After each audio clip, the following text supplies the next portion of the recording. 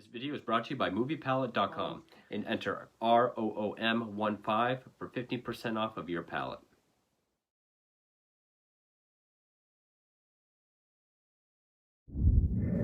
Hey horror fans, welcome back to M237, back with another review.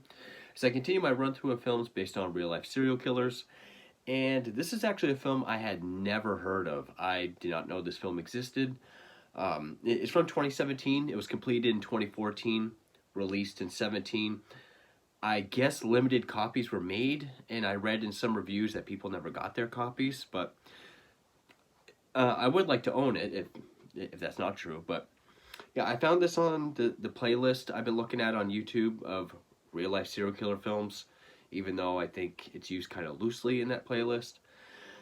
So, but even though I had never heard of the film, I was familiar with the case, or at least the ringleader, because I haven't done a film like this yet where it's more of a gang or a I wouldn't really say gang, but a trio of killers, a ringleader and two young accomplices. I knew more about the case and the leader himself. I only knew very basic information about the two accomplices, not so much about their personal lives or stuff like that. And I actually don't have much on these killers.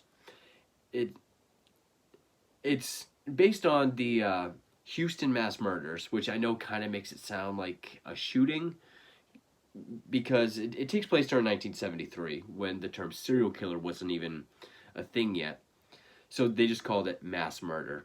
It was also dubbed the crime of the century, which so was Leopold and Loeb's, so was Richard Speck.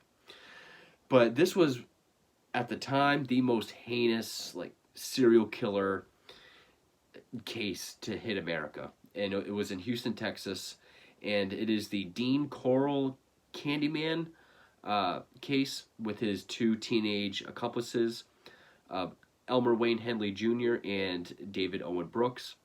And the film is in a madman's world. Now, the thing about this film is it was directed by Josh Vargas, who also wrote the film. And it even says in the opening of the film, I mean, this movie, this is going to be a long video. I should have prefaced that first. If you thought my Capture the Green River Killer video was long, this one's going to be longer, because this is one of those painstaking, meticulous recreation films. It really toes the line between being a film with like a crew, a script, and actors, and a documentary. It even has the look and feel of like a 70s HBO documentary, going to like this 8 or 16 millimeter vignetted aspect ratio with a bunch of text. About half this movie is text and captions. But it does say in the very beginning that, you know, most of this film is pulled directly from files, testimonials, interviews with people involved, a year-long correspondence with Henley. So I know normally when I go through the film itself, I'll be like, okay, this is true, this didn't happen, or this happened, but it was done this way. There is a lot that I did not know or could not find, but I'm going to trust that their research is a lot more extensive than mine. I did learn a few things. Again, everything involving Dean Corll, I pretty much knew a lot of stuff about the victims and where and how they were killed and what happened to Dean at the end of the story. I pretty much knew all that, but the real background stuff with Henley and Brooks I wasn't too familiar with outside of how they met, their involvement with Corll, stuff like that. The film is more about Henley. It follows Elmer Henley, who was the more murderous of the two accomplices. Brooks was only convicted of one murder. Henley was convicted of 6. He's had 7 victims, but one, I don't know if I should say spoilers, but if you're going to watch this movie, you probably already know the story. His 7th murder was Dean Corll himself, and that was ruled as self-defense. But it follows Wayne. His name's Elmer Wayne Henley, but throughout the film he's called Wayne. I've always heard him called Wayne when just referring to his, not his surname. But the way this movie is filmed, I mean, this is a film that can show that you can do less with more because it does look direct to video. I wouldn't be surprised if it looks like it's shot like not direct to video, shot on video. So some scenes have this Uwe Lamel look, but this film is so immersive, so raw, so gritty, so hard hitting that it shows what you can do with such a micro budget. And the acting is pretty damn good. I know people might have a problem with the actor that plays David Brooks, who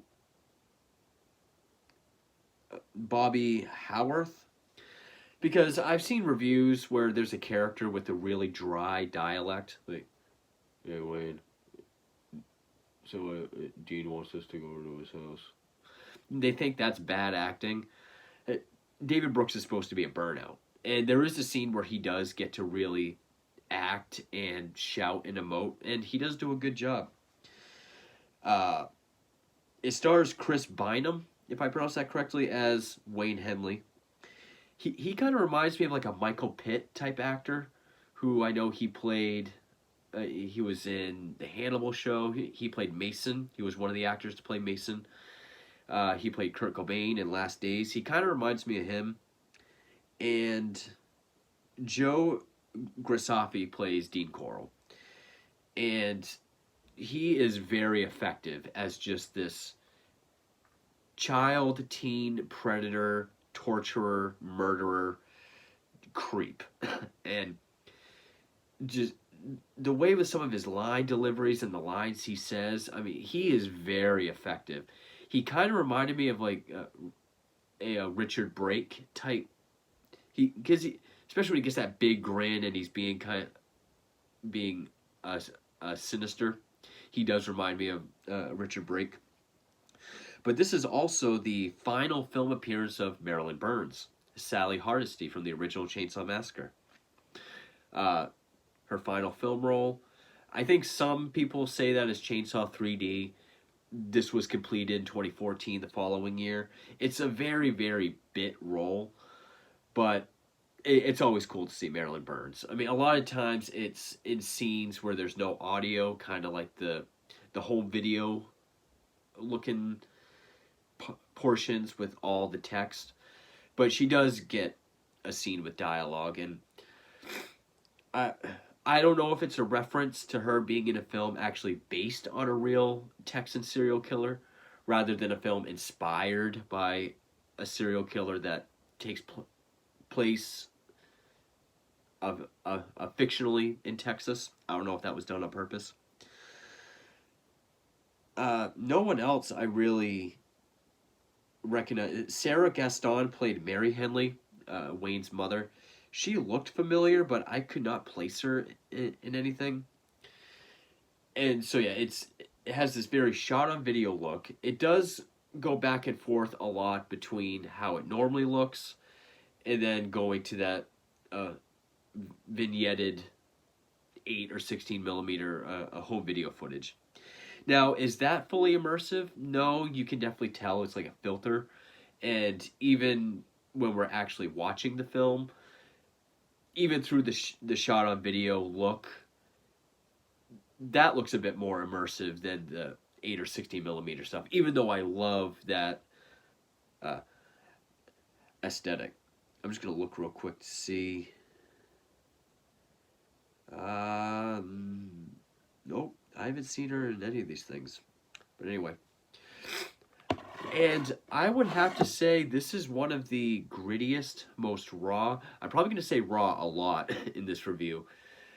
But serial killer film since Henry Portrait of a Serial Killer. Or that I've seen since Henry Portrait of a Serial Killer. Because this movie is willing to go places.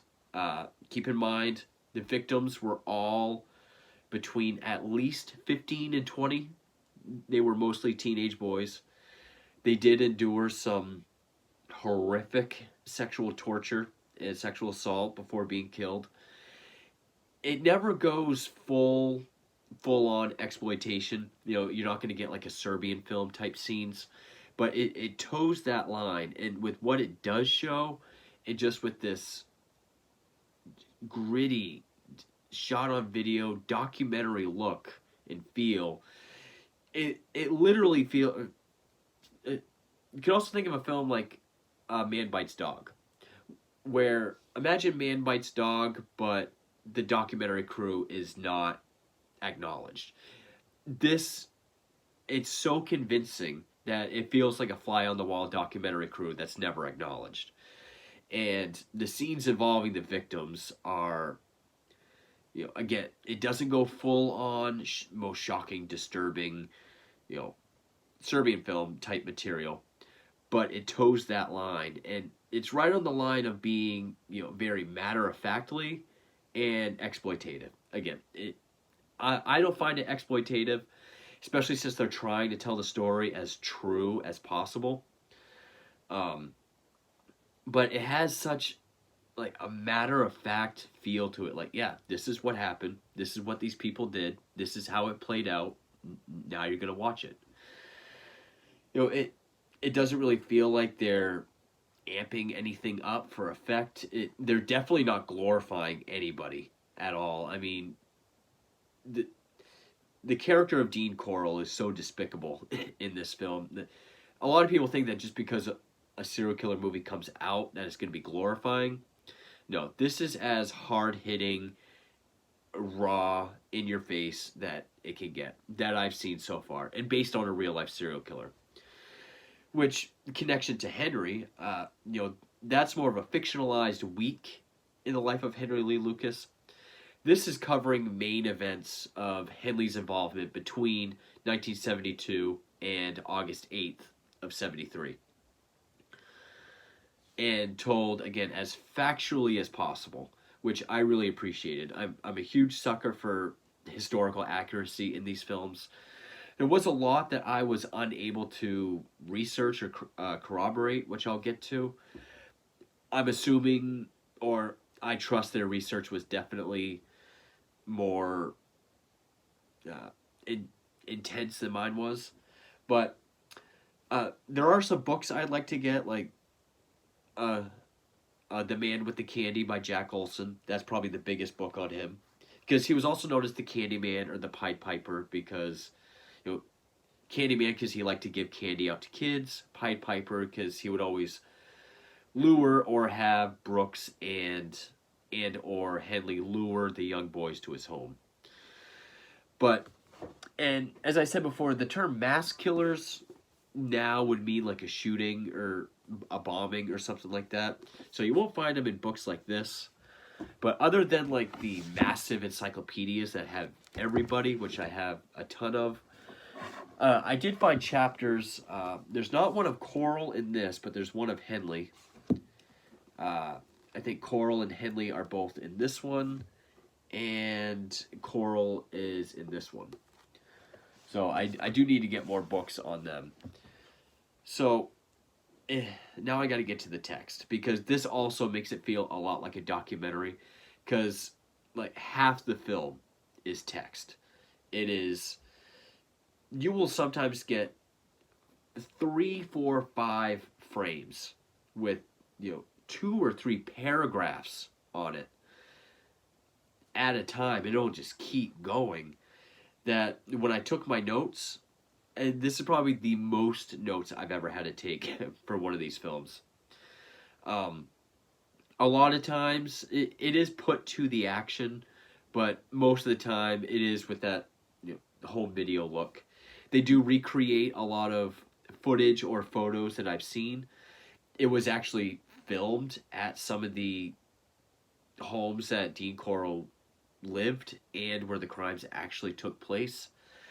I know that Mary Henley gave the director some clothes that belonged to Wayne that I think the actor wore on camera. And I think even some of the family members of the victims were very supportive of this film. They really wanted to get it made. They wanted to show, it. I think they also just wanted to show the ultimate failure of the police department because it was like another Dahmer case. The movie very lightly touches upon that through text. We don't really get scenes of cops like sort of shrugging it off, calling them runaways. Oh, they'll come home. But we get it through text. And Marilyn Burns plays the mother of one of the victims, and she's sort of the representation character. She's the one that represents all the families that couldn't find their sons until it was too late. And yeah, I've seen reviews where people called it too slow, bad acting, low production quality. I thought that the low production helped make it immersive. I thought the acting was just fine. I thought this was a very effective, grim, gritty film. Almost made you feel like you had to take a shower after some scenes. And it is slow. I mean, we don't actually see Henley kill someone for the first time till about the halfway mark, and it's 2 hours and 2 minutes.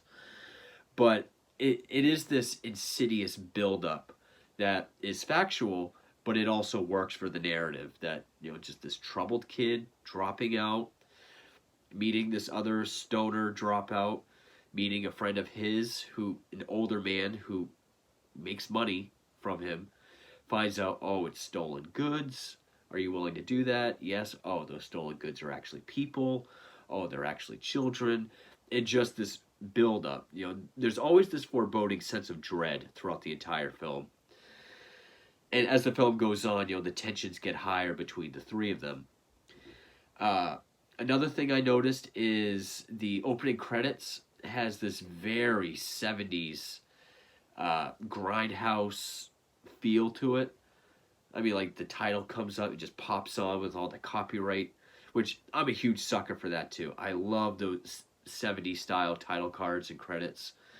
But it's also broken up into chapters. Chapters 1 through 6, I believe, or major places or dates, which kind of gives it a Tarantino feel as well because of the 70s grindhouse feel and the chapter breakups. So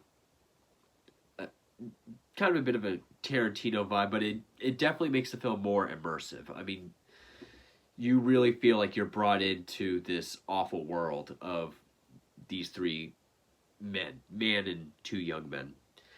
But I still thought it was a very good, effective film. I did find some things that isn't quite as what I've read or heard before. Some things obviously must have been said by Henley himself, and there's no way of us really knowing if it's true or not. The first names of the victims are always the same. The last names are barely changed, like David Hill is the name of David Hillegeist, or Billy Ryder is actually a Billy Ridiger. But all addresses, locations, and everything are exactly the same. Even the, I believe the boat shed where 17 of the bodies were buried was actually filmed on that location. The house on Schuler Street, where the first few murders that Henley was involved with, those scenes were shot there. In fact, they even found, when they got to the location, they found a blood-spattered t-shirt and a photograph of a boy cuffed to the torture board. So that had to have been eerie. But so I give this film huge props for not just going to Houston to shoot this, but actually going to the crime scenes, filming them, actually willing to reach out to the people involved. With Henley was another one that I wrote a letter to. I haven't got a response from him yet. I don't know if I will. But yeah, I guess I could say, if you want like the 2002 Ted Bundy film where it's essentially a slasher, it never quite goes that far. I mean, there are scenes that do take it, and long, gruesome scenes of strangling and torture. Now, no, it does not reach August Underground levels, which I know a lot of people think that's what a serial killer film should be. It should just be the serial killer doing what he does as graphically as August Underground. No.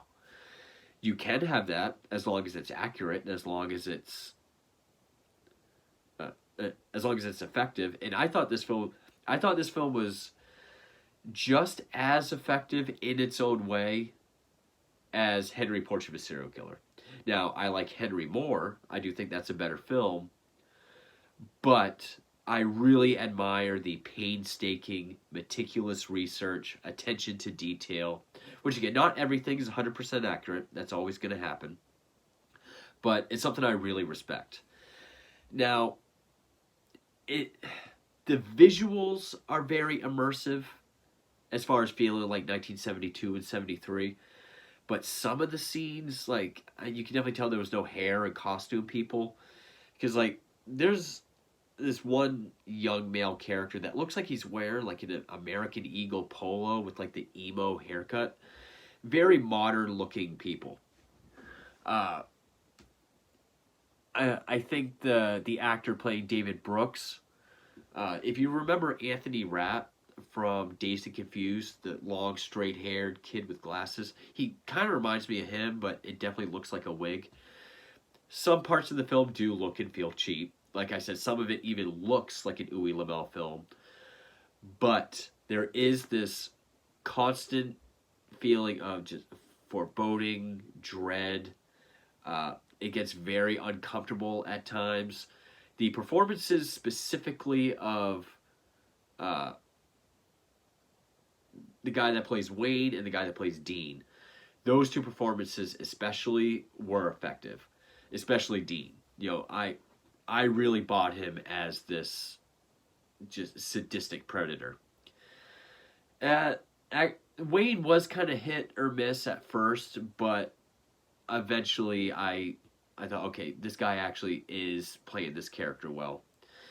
Do they look like their real life counterparts? Well, there's not too many pictures of Dean. I would say this actor looks more like him in his military photos, which I did not put up. Uh, and there's no real interviews or videos of him, so I really don't know about his voice or demeanor. But his lines are very effective, and I'm guessing those lines must have come directly from Henley. A lot of them I have read Henley recalling, which I'll get to when I go through my notes. Chris Bynum, he looks like Henley sometimes. There's many photos of Henley when he's sitting. I think it was when they were searching for bodies at the beach in real life, and he's sitting shirtless with Brooks, and his hair isn't slicked back.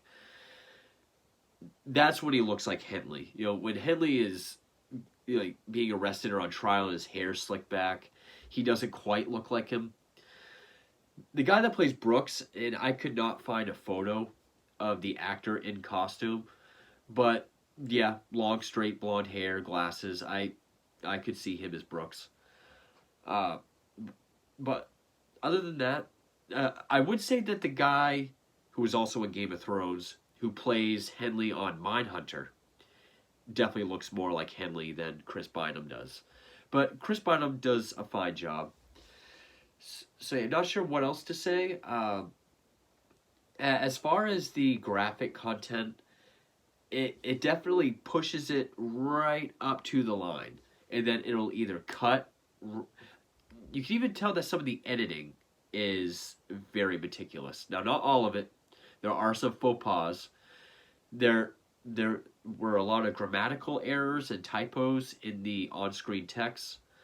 There was one scene where the dialogue audio was cut out. I don't know if that was on purpose. There was a scene towards the end when Henley's burying these two bodies in the boat shed. The video freezes, but the audio with the digging continues. Now, I don't know if that's it trying to be artsy in some way. But some of the editing, like, we see the boys being tortured in some way, and then just as it cuts to black, you can tell it's meticulously done at the right moment. But yeah, don't go into it thinking you're going to get a Serbian film or August Underground. But the way it is done is still effective. And it really does have this immersive, just very atmospheric, like you're pulled into these guys' world, which really works. And I would say this is definitely one of the more effective real life serial killer films I've seen in a while. I've seen a lot of really good ones during this run through. Some that are either very good or well made or very accurate, but not really immersive as much like Henry Portrait of a Serial Killer. So I guess with that, we're almost a half hour in, and I already have a shit ton of notes. So I apologize again for how long this video is going to be.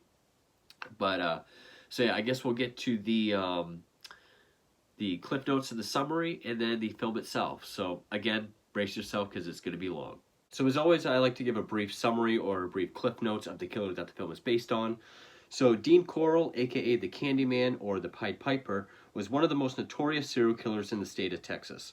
Between 1970 and 1973, he murdered at least 28 young men and boys, sexually assaulting them, torturing them, sometimes for days, before killing them and burying them at High Beach, Lake Sam Rayburn, or in a boat shed that he rented on Silver Bell Street, all in Houston. Actually, Lake Sam Rayburn, I believe, was near Pasadena, but I could be wrong on that. He was aided by his two teenage accomplices, whom he groomed into helping him in his murderous ways. David Brooks, who was 14, who was 12 when he met Corll, and was being sexually abused by 14, and then 16 by the time he was luring boys for Corll. But 16 by the time he got involved with the crimes. Although he was convicted of only one murder, his role was mostly in the abductions. Though it is believed Corll had also been molesting Brooks for some time. Yeah, as I said, at least since the age of 12 or 14. Then came Elmer Wayne Henley Jr., who was 15 when he met Corll through Brooks, and would be involved in 7 of the murders, including Dean Corll's himself. After shooting Corll in self-defense on August 8, 1973, Henley called the police and gave a confession. David Brooks soon followed on the 9th. 28 bodies were found in various dump sites, including 17 in Corll's rented boat shed. Henley was sentenced to 6 99-year life sentences, and David 1 99-year sentence. David Brooks died in 2020 of COVID. Henley is still alive and serving his time. It was the largest mass murder in American history at that point. The sexual torture that the victims endured is still among the most heinous. The spree was dubbed the crime of the century and the Houston mass murders. Excuse me. And so now we get into the film itself. And as I've said before, normally whenever the film has like a caption, I know it's going to be something big or noteworthy. So that's why I put it in my notes. I see what the scene is. And then to the best of my knowledge, I see if that's how it happened. If it's something I can't tell, then I'll reference either my books or the internet.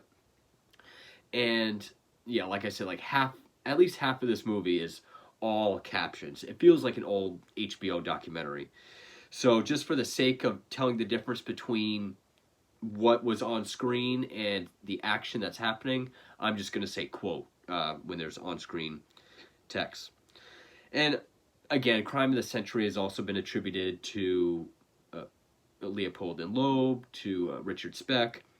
Houston mass murders does make it sound like a shooting or a bombing, but the term serial killer was not made yet or used yet. So the opening text says the film depicts the story of convicted murderer Elmer Wayne Henley Jr. Or Jr.'s brief criminal partnership with the late Dean Corll. Corll was revealed to be the sadistic mastermind behind 1973's The Crime of the Century, the Houston mass murders.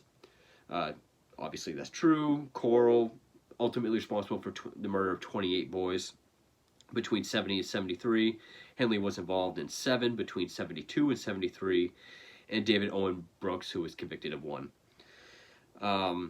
So, quote, for the sake of accurate depiction, the filmmakers gathered info from police files, witness testimony, and court transcripts.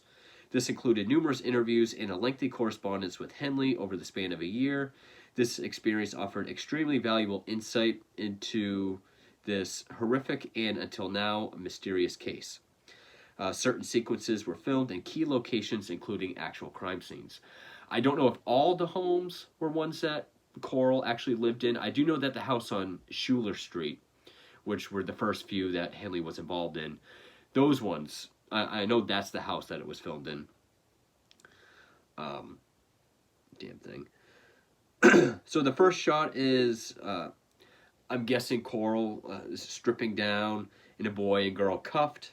Then shots of around Houston with with a title that looks like a 70s grindhouse feel.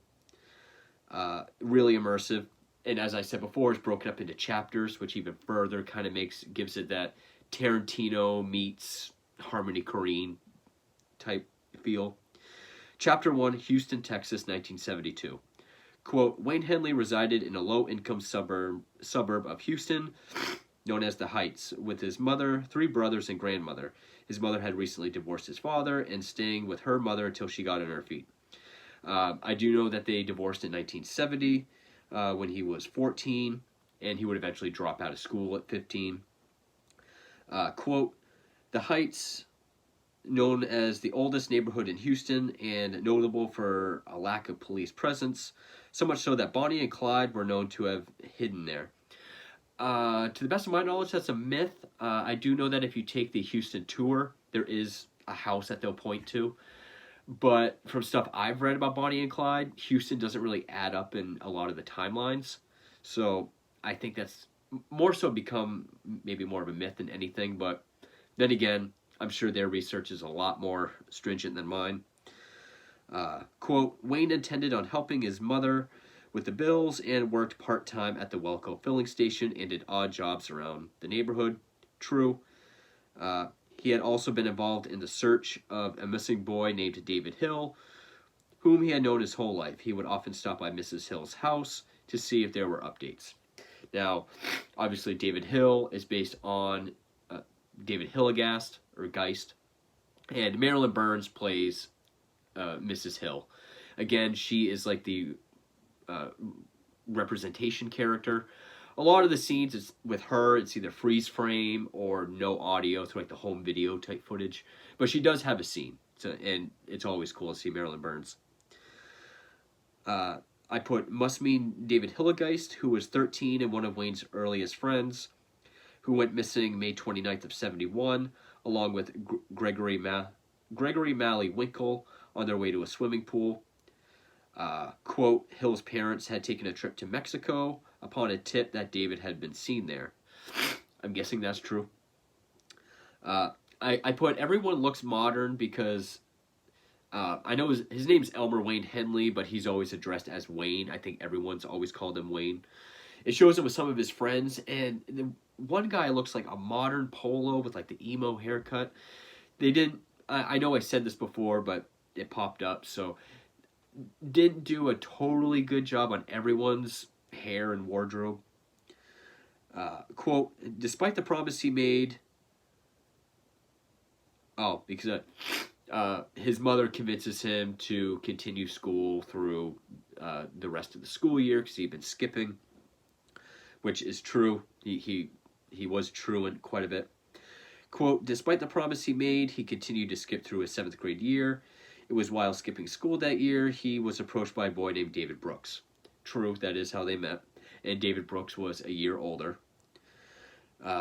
Father shown to be abusive. True. Verbally, emotionally, and physically. Quote, Elmer Sr. was arrested for shooting at Wayne, but he never pressed charges. Instead, he posted his bail that evening, saying, I couldn't imagine leaving someone in a cell like that. Again, I'm guessing that's true. I couldn't find anything on Google about that. And again, I'm more familiar with Dean Corll and his personal life, aside from the crimes, than I was Henley. So I really just knew more about Henley's involvement with Corll prior to seeing this film. So if all of this is true, then I learned quite a bit. Chapter 2, Wayne and Brooks took a liking to each other and would skip at least every other day. Eventually, Wayne would drop out completely. True, at the age of 15. Wayne and David would spend their days smoking pot and taking LSD behind the Ben-Hur apartments on 27th Street. Wayne would soon notice the inordinate amount of time Brooks would regularly spend with an older man named Dean Corll, from whom David would occasionally receive sums of money. Would later recall suspecting David was hustling himself a queer. Now, I have read that quote from Henley. That was one of his first impressions when he got to know David and come to know of Dean Corll. And I think this was the first time we really see like the 8 or 16 millimeter footage put to them just hanging out. I really appreciate that aesthetic. So then David takes Wayne to meet Dean Corll. Movie makes it look like Wayne wanted in on whatever hustle they had going on, but I read in his confession that David lured him with the prospects of making money upon his first time meeting Dean. Dean explains he's part of an organization based in Dallas that deals with stolen goods, including child sex trafficking. True also mentioned that if he needs to kill if necessary, but didn't show that Wayne put off the offer for some time, then came back when he was in dire straits. Now, I make these notes as I watch them, so the film would come back to that. Yes, Corll did tell him even child trafficking, but it wasn't until Henley's first murder did he realize murder was involved. Quote, during the fall of 72, Wayne met Lisa Reed, who would become his long-term girlfriend. I put, if it was in their research, it must be true. I searched high and low to see if he was dating or engaged to anybody at this time, and I could never find anything. Quote, it was around this time of Wayne's second meeting with Dean. It was early 1972, as his first known murder with Corll would be March 21st. Oh, his first identified murder, with Corll would be March 21st, his 18-year-old friend, Frank Aguirre. So then we see the second time meeting with Dean. This is where he proposes human trafficking to Wayne. I thought it was the first meeting, but it could have been wrong. But he does tell him about his friend, David Hill, but doesn't tell him he's dead, but in real life he will. True. But it does show Wayne being apprehensive to the offer. And, of course, that's what I've read. Quote, Wayne eventually accepts Dean's offer and was to begin his, quote, training immediately. I read that it did take him a few weeks to say, I'll think about it, then come back when he reached, like, dire straits. Quote, during the day, he'd hang out with David, smoke marijuana. On some days, he'd frequent local parks with Dean. The evenings were always spent training for the abduction. True, they would practice the handcuff trick, which is, oh, hey, I'm able to get out of the handcuffs. Do you want to try it? They put them on. Now they're at their mercy. Very similar to Gacy's MO, which later on Gacy would say in media coverage that that's where he got the idea.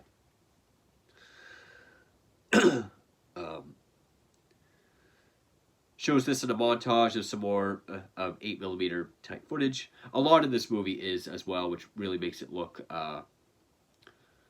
documentary, having that sort of 8mm footage in like a vignetted aspect ratio, shit ton of text, with no dialogue, audio, just a lot of either sort of happy acoustic, I was going to say plucking music, or like that really just, like almost like a didgeridoo drug movie music. Shows his first victim with Dean. They do the handcuff trick. He makes Wayne leave. The first victim in Henley's involvement has never been identified, and his first identified I've already mentioned. Yeah, they don't give this victim a name or if he's acquainted with them or anything, so I guess that adds up. Chapter 3, Dean paid Wayne $220 for bringing the boy. Despite his promise of getting David Hill back,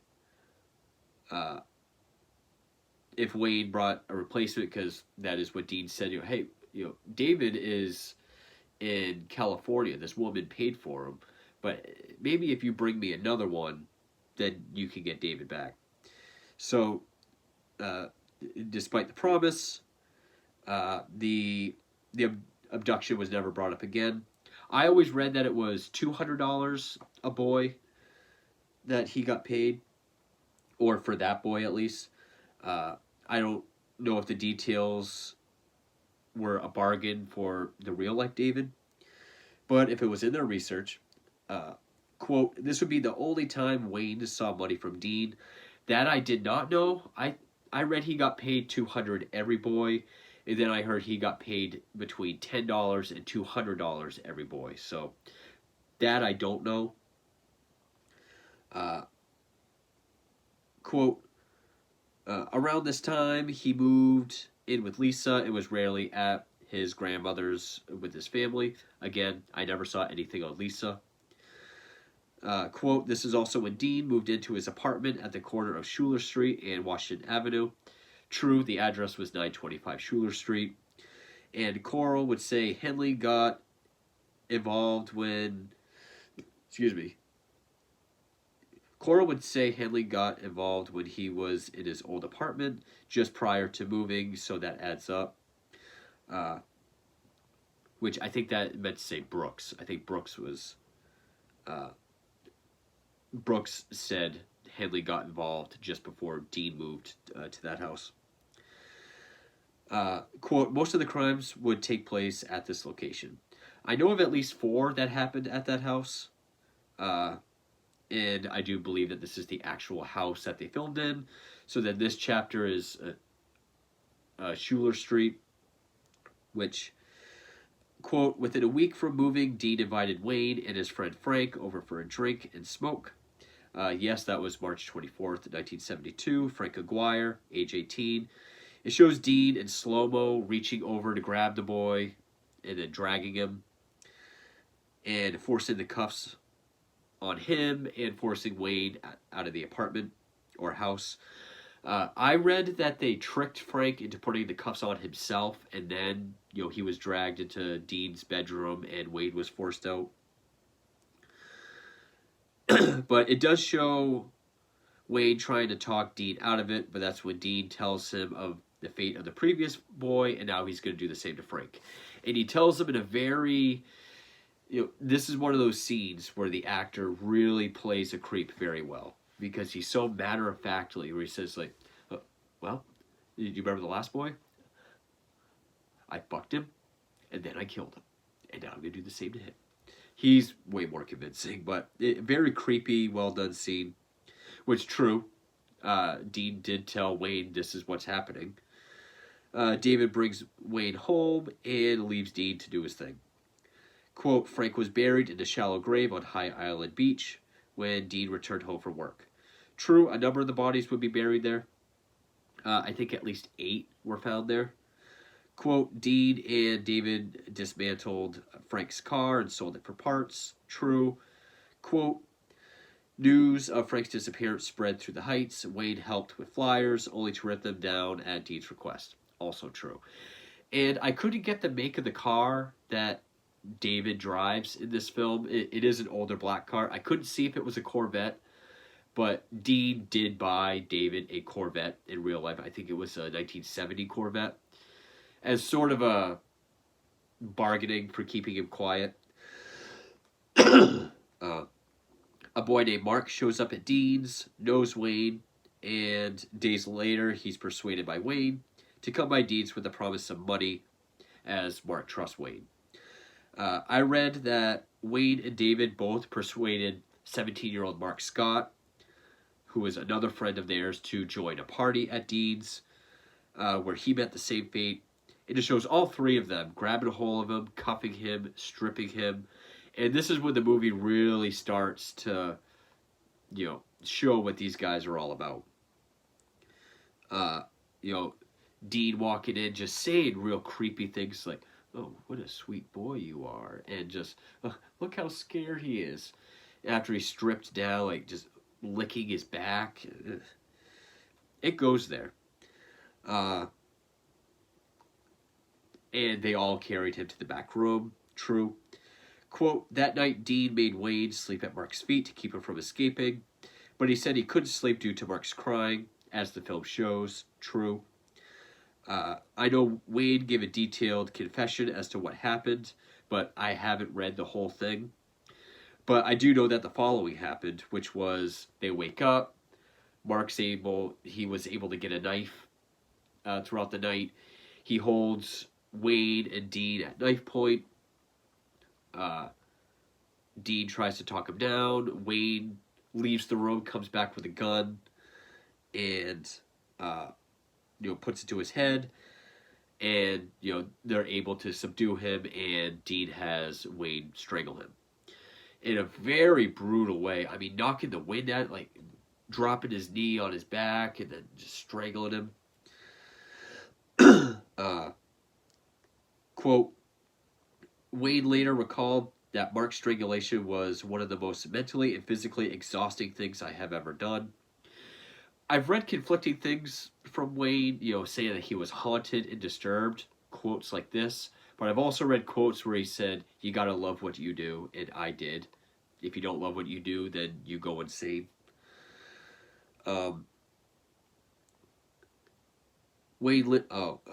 At this point, Wade realized Dean was grooming him for the first time they met. Quote, he recalled Mark signaling to shoot him as he was being strangled, and Wade claims still keeps him up at night. This is where I noticed there's several typos in this film and grammatical errors. Like sometimes we'll say Wade, it'll be lowercase, uppercase W, Wade, or I couldn't remember the sentence, but and in imagine. Oh, because it says an image that still keeps him awake at night. It was in imagine that keeps. So some typos. Doesn't show how they forced him to write a letter to his family saying he found a job in Austin. I believe that was the first boy they started forcing handwritten letters that they ran away. Chapter 4, quote, Mark was buried on High Island Beach the following day. True, and his remains were never found. They thought they found him in 93 in the boat shed, but Wade disputed this, saying he was actually buried at the beach. The film doesn't say this, but that's what I've read. And DNA later cleared it from being Mark, so he never was found. Quote, several more bodies would be abducted in the following months. In most cases, raped by Dean and killed by Wade. I know 6 were done by Wade, but I mean from this point on, obviously. Quote, police would dismiss most of the disappearances as runaways, and their crimes were undetected. True. Most of the boys were kept alive. Quote, most of the boys were kept alive for several days before eventually being murdered by Wade. They were usually shot in the head or strangled. True. And I know most of them were strangled, and I know that Dean would want to keep them for 2, 3, 4 days of just relentless torture, like things shoved in one cavity, little glass tubes shoved down the urethra that broken off, pubic hair plucked out. Really gruesome stuff. Quote, some were forced to write letters to their families lying about where they were. This was usually done under violence or the promise of being let go. I know they did that to Mark Scott and 15-year-old Billy Lawrence and a few others. Quote, all were eventually killed. Obviously, that's true. They began to bury bodies on Dean's family's property on Lake Sam Rayburn. Wade was taught how to water ski immediately after burying a body. I believe that to be true. I think it could have been the June 4th, 73 murder of Wade's 15-year-old friend Billy Lawrence, where they started burying bodies at that lake. Shows them burying one there as it says this. Quote, none of the missing boys from the Heights were ever connected by detectives. In most cases, families had to rely on themselves for answers. Quote, Wade and David never trusted Dean not to kill them. They would often sleep on the floor with their backs to each other so he could get them in their sleep. I have read that before, and I do believe it was around this time. They thought Dean was getting out of control, and we're young, we're helping him. What's keeping him from doing it to us? This chapter, Lamar Drive, quote 1973. Dean moves into the former residence of his father at 2020 Lamar Drive in Pasadena. True. He did move in there, I think, right after they started burying bodies at Sam Rayburn. We see Dean show Wade his torture board. Now, this would become a major part of the case, which was this sort of bed-sized piece of wood with rope and handcuffs attached to it. I read somewhere that there was a dildo attached to it in some way, and that became sort of the main appliance or main device for torture from this point on. Quote, Dean lured an old accomplice, Billy Ryder, to his house. Billy was a friend of David's, and he was upset at Dean for abducting him. So then we see, as Wade taunts him, Dean and David come in to tell Wade to undo him and let him go. Which they do. They do let him go. And he was the only one to ever be let go. So I'm guessing it's based on 19-year-old Billy Reidinger. David was able to convince Dean to let him go. I never read why or how Dean was able to give in. Only I do know that this event happened at the Schuler Street house, not the Pasadena house. It doesn't show it, but David would later be cuffed to the board and sexually assaulted, but not killed, and would continue to help Dean. We get a similar scene later. Maybe it happened more than once, but in this case, I think David was used sort of in lieu of Billy at that time. Chapter 5, we see Wade meeting with Mrs. Hill, and she asks if he thinks David is dead. He says no, and he promises he'll return. He was very close with her, and he did help look for David. I think this is the only scene with dialogue with Marilyn Burns. Wade tells Lisa he's done bad things and been involved with bad people, and she says she's going to Saudi Arabia. I thought I've read a quote where he says, I've done bad things with bad people, but maybe I don't remember who he said that to.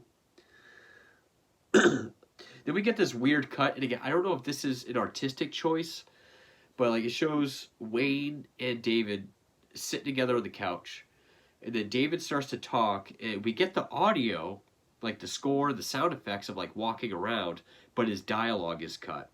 Then Dean walks in, and his dialogue is muted. I don't know if that's an artistic choice or being put on YouTube, something got crossed. I don't know. Quote, with Lisa gone, Wade contacts family in Mount Pleasant, who agree to let him move in with them. This was to get away from Dean. I know in real life, he tried to sign up for the Navy, but he was denied on the fact that he dropped out of school, even though he had an IQ of like 126. Quote, he leaves with no word to Dean or David, planning to get a job and start a new life. I'm thinking this is based on him trying to join the Navy. I haven't read anything about him actually running away to extended family. Especially since Henley continued to help kill all the way up through August 8th. And the movie will then say 6 months later. And I don't think there was a 6-month gap in the actual timeline. Chapter 6, 6 months later, summer. And the whole time I'm waiting for a chapter to come up to say, like, August 8th. Because I know that's going to be the pinnacle of the whole film. Quote, Wade returns to Houston after not finding a job in Mount Pleasant. Quote, Dean, awaiting Wade's arrival, chats with Mrs. Henley as Wade enters the home. Quote, Dean tells him that David had missed him and was at his house, and that they haven't abducted any victims since he left. Quote, reluctant, Wade agrees to see David at Dean's under the condition that nothing happens. Dean agrees. Quote, once at Dean's, David explained that he met a girl named Bridget and that they were expecting a child. I know around this time, David Brooks was at the very least engaged. I don't know if he was expecting a child in real life. uh, but yeah, I know he was engaged or married by the August 8th party, because I think that's why he didn't attend the party. Quote, Dean's true motivations didn't take long to reveal themselves, and it shows Wayne sort of getting dizzy from his drink and nodding off. And I like how it slowly fades to black and white for this. I thought that was a nice touch.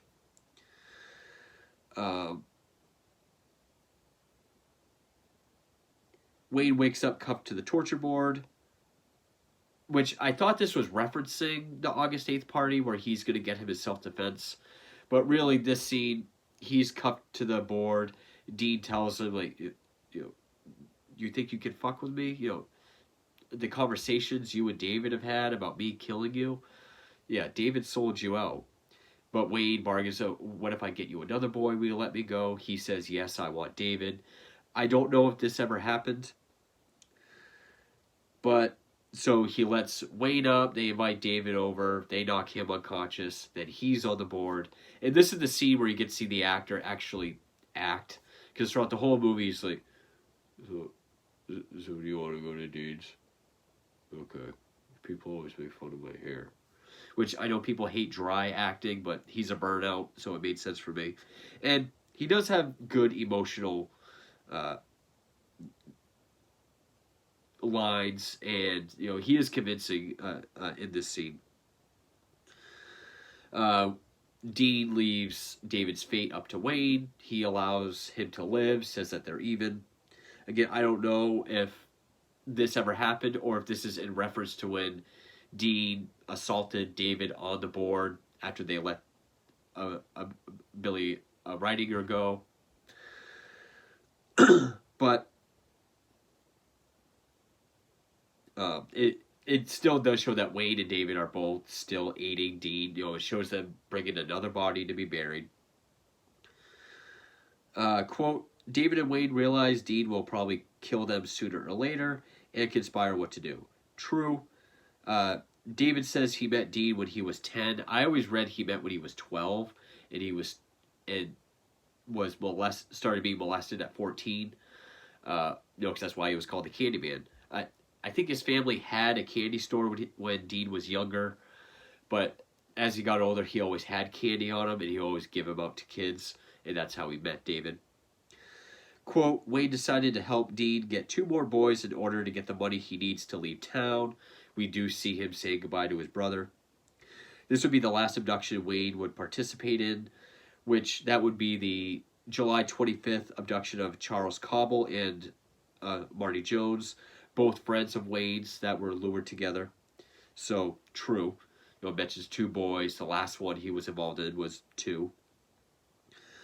Quote, Dean brings Wayne to the place David Hill is buried and told to bury them.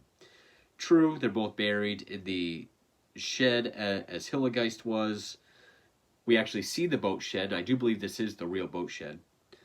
Though I don't know if Dean locked him in the boat shed and left him there all night to bury them.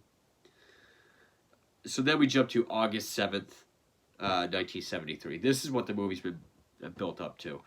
Now, depending on what you read, it'll say these events started on August 7th, and then the main events was August 8th. It does get kind of confusing because Wayne has a party at Dean's with a girl and another friend. Dean comes home, gets pissed that a girl is over. Wayne says she got in a fight with her dad. She's just hanging out here. Dean says, you bring a girl over at 3 in the morning? Seriously? Which, yes. Let me just read my notes. They brought over 19-year-old Timothy Curley, who was a potential victim. But before he could be cuffed, they left to go get sandwiches. It was during this time that they stopped to see their friend Rhonda Williams.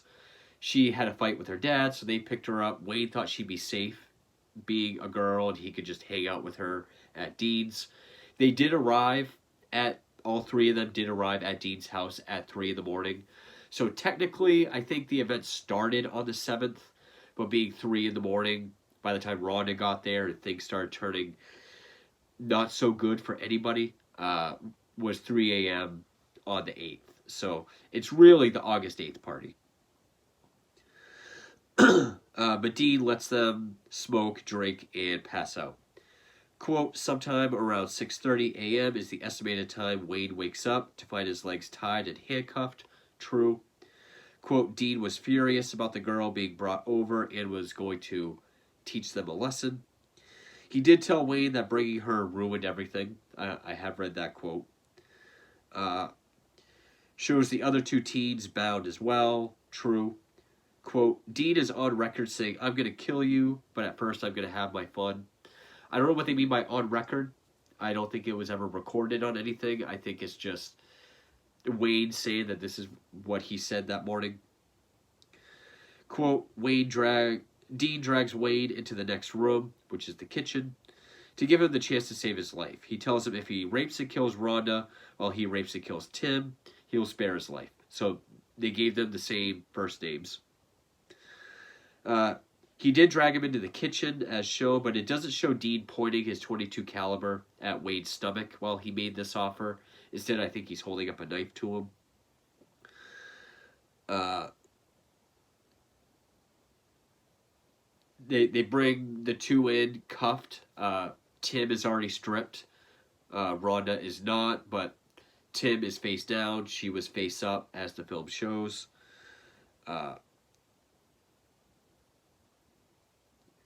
Wade tries to, get Rhonda to calm down.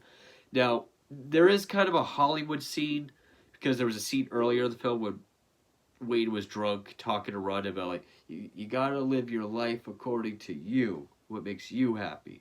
So here she's like, Wade, do you remember what you said about life being happy? Please let me go. In real life, she just asked him, like, is this really happening? Wade says yes, and she asks, are you going to do anything about it? And that's when Wade grabs Dean's pistol, says, you've gone too far. Dean stands up and even says, go ahead and kill me, and taunts him, saying that he won't. But then we cut to black and we hear the shots. We hear 6 gunshots, which he did shoot Dean 6 times. The first one hit him in the head, but didn't penetrate the skull. Then I think he shot him twice more in the shoulder. And then he stumbled naked out into the hallway, where he was shot 3 more times in the back. And it does recreate the crime photo shot of naked Dean Corll in the hallway. They did do a good job with that. The screen goes black, but we hear the shots. He then unties Tim and Rhonda. So now it says August 8th, 73.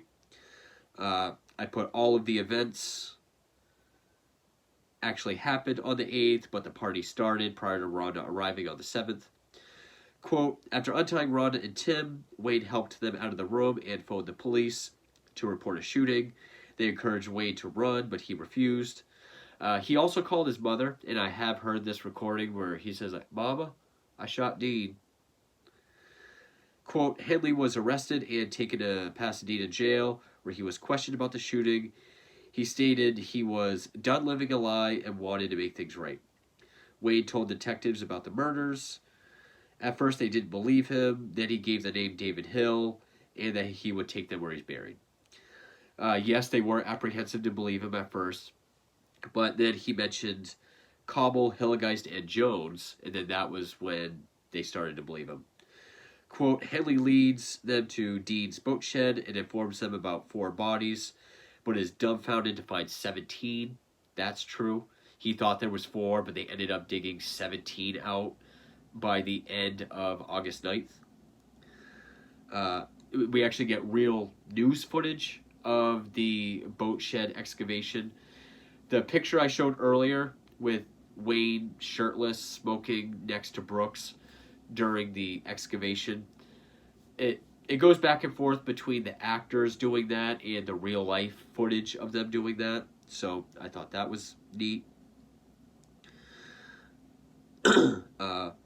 Quote, as news spread, David Brooks is brought in for questioning.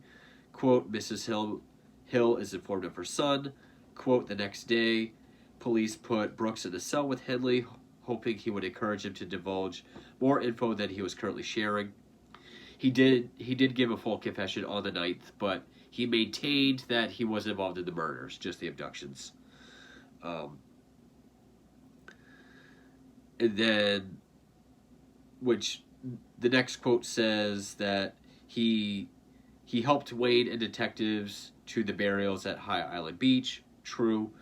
Quote, within hours, the horrific details of the crimes had spread all the way to the Vatican, where the Pope even commented. I couldn't find anything on that. Officially recorded as the largest mass killing in America at that time, it was dubbed the crime of the century. Quote, news media from all over the country descended upon the beach to, it said Tach, T-A-C-H, the removal of the bodies. Wade and David's secret life with Dean was laid open for the world to see, now referred to as the Houston mass murders. True, and coverage was very extensive. Even Gacy said he got the idea of the handcuff trick for the media coverage. Quote, while Wade and David assisted in the recovery of the bodies, Dean was buried in Pasadena with military honors. True. I do believe he did have a military funeral and a headstone from the VA. Final scene with Mrs. Henley visiting Wade, which she did visit him quite often. So then, just final quotes. David Owen Brooks was sentenced to life in prison for his role in the Houston mass murders. He has never spoken publicly of his time with Dean Corll. Yes, he was given one life sentence of 99 years, died of COVID in 2020. Quote, Elmer Wade Henley was sentenced to 6 life sentences for murder. He remains incarcerated to this day. True, Corll's death was ruled self-defense, so he got 6 99-year sentences. Quote, Mary Henley left Houston with her sons after Wade's conviction. She has visited him regularly since 1973. Quote, Dean Corll was buried with military honors with an American flag covering his coffin. His mother professed his innocence the entire time. Quote, 27 boys were pulled from the shallow graves after Henley's arrest. 2 remain unidentified to this day. I know the 2 unidentified, but I always read that it was at least 28 bodies were found. And then finally, the term serial killer did not exist in 1973. True, and I believe it was first used to describe Ted Bundy in 1981. So I knew it was going to be a long one. So for the most part, it's very accurate. I think some people will say it's either too slow or not enough action, too much reading. That didn't really bother me. I really enjoyed this film. I thought it was very effective when it needed to be. I wouldn't really say that this movie paints Henley or Brooks in a sympathetic light, because even though it shows Henley struggling, it does show him enjoying what he's doing when they have their victims. But, I really love how they show what little you can do with like an Uwe Lamel budget and production. Really like the 8 or 16 millimeter documentary footage. I really like the mixture of real life footage over the actors and recreating certain things. And for the stuff I couldn't find, I don't see why it wouldn't be accurate. I mean, if they did the extensive research and they're going for coming at it as meticulous as they are, I'm going to take it I'm going to take their word for it. But yeah, I thought this was a very effective film. I did know more about Dean Corll than I did Wade Henley and David Brooks. I was familiar with them, but not as much as I was Corll. But yeah, I still thought this was a very good film. I do have a few more serial killer films planned out. There actually were 2 Christmas films I was going to get to, but I'll get to those later. I do have a couple more serial killer films on order, and I did find some more TV films on YouTube. So stay tuned for those, and thank you for watching.